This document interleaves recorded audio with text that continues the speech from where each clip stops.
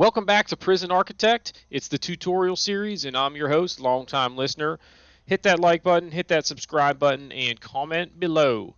In this episode, we are going to go over cells and dormitories. So, dormitories, I believe, were an addition with one of the updates somewhere along the lines. But nonetheless, you've got two options basically for your general cell blocks for your inmates to reside in. Cells are good because they will actually improve the need for or satisfy the need for privacy. Dormitories don't satisfy that need. However, they are very cost effective as far as the fact that you can have a dormitory house a couple of inmates by just using a bunk bed, and basically to have a pretty good quality cell versus a pretty good quality dormitory, you can pretty much use the same footprint and house double the capacity. So early in a build out, dormitories are not a bad idea, especially since you're probably starting with minimum security inmates. If you're getting up to medium or maximum security, you do not want to have two people in one cell, period. Nothing good can come of that. And now, the other thing to consider is that dormitories make it twice as likely that an inmate is going to escape because they will grab their partner and say, all right, we're getting out of here. And they're both digging a tunnel, for example. So keep that in mind as well. Now, there are a lot of ways to improve cell quality or dormitory quality.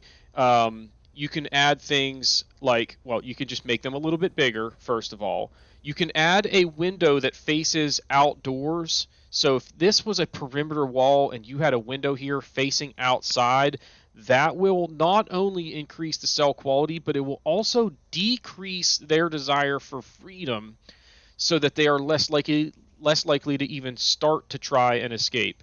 You can also put things in there like an office desk, a shower in there is a good idea, TVs, radios, bookshelves, anything that the inmate can use or get some sort of satisfaction out of other than just the basic requirements for a cell are going to pretty much increase the quality of that room. Now, I will show you the requirements. It's got to be enclosed. The size has to be 2 by 3, although that can be changed through some research in the bureaucracy tab. It's got to be indoors. You have to have a bed of some sort and a toilet. I like to build cells that are a little bit larger so that I can also fit things beyond that list to improve the cell quality, because a happy inmate is one that is less likely to try and escape or cause trouble, and that's the name of the game in Prison Architect. I will also talk about just in general as far as contraband goes. They're not going to get contraband in their cell, but they can stash it there. So when you do a shakedown, they're going to search all cells, and that's where a lot of times they will discover contraband that maybe had been snatched out of the infirmary or somewhere else and brought to their cell to stash. Um, One other thing, I guess, I didn't know this, but I learned this. Cells, if they have different qualities, so like say for example, in this cell, I took out this computer station. What would end up happening is this cell quality is now a lower than all of the other ones around it. So the guards can essentially say, all right, since you've had bad behavior, you're now the guy that gets the lower quality cell. And they will reward or punish inmates accordingly by stashing them into the cell that fits the quality or the quality level based on their recent behavior. So that is actually kind of interesting, and I did not know that. But that's where just getting onto the wiki and reading a little bit, you can learn a lot that will help you in terms of your design and some of the mechanics of the game. We've talked about how dorms can be helpful early in the playthrough, but when you get to medium security and maximum security, dormitories are a big no-no. Tunnels, when a prisoner tries to escape, they will always start, if they're digging a tunnel, they're going to start at the toilet. So, for that reason, it is a good idea to keep the toilet as far away from any exterior wall of your building as possible.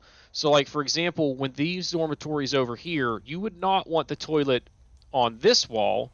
You want it over here because that's just a little bit farther that they've got to dig, and that gives you more of a chance to catch them before they escape. And then finally, we already talked about how windows can help. So, like right here, if I had windows facing outdoors, that would improve the cell quality and make them less likely to even try and escape because it will, satisfy their need for freedom a little bit. And the last thing that we will talk about here is solitary. Um, there's not a whole lot to know about solitary other than the fact that they have to be enclosed indoors based. Actually, they can be outside, but they do have to be completely enclosed with a solitary door. um, I like to put a toilet in there so that they can at least satisfy their bladder needs, but you don't need to have a whole lot else in there.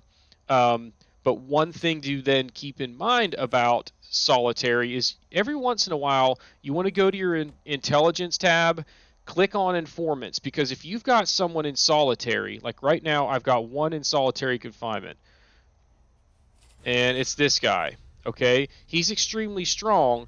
I could go in, and if he is like primed to be recruited, it will have when you go to this tab, it will say in yellow, it'll circle him and say potential confidential informant. You can click on him and recruit him, but they have to be in solitary when that goes down, or you're not going to be able to recruit them. Even if they are primed to become a confidential informant, like snitches are usually a good one for that.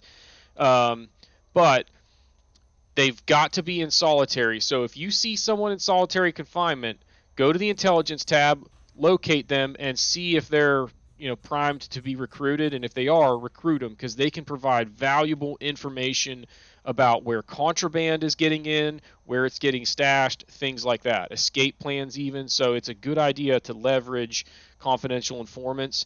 That's the basics as far as dormitories and cells. It's a good idea to blockade them off so that you can then use deployment to say, we want this to be medium security, for example. I couldn't do that if these doors weren't here. So you want that. You also want these metal detectors that keep contraband from coming in, as always.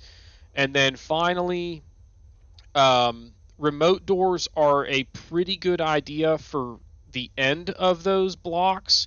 However, as usual with those remote doors, you've got to make sure that you have a ton of guards and several that are available at all times, so that you've always got someone manning these door control stations in your security room.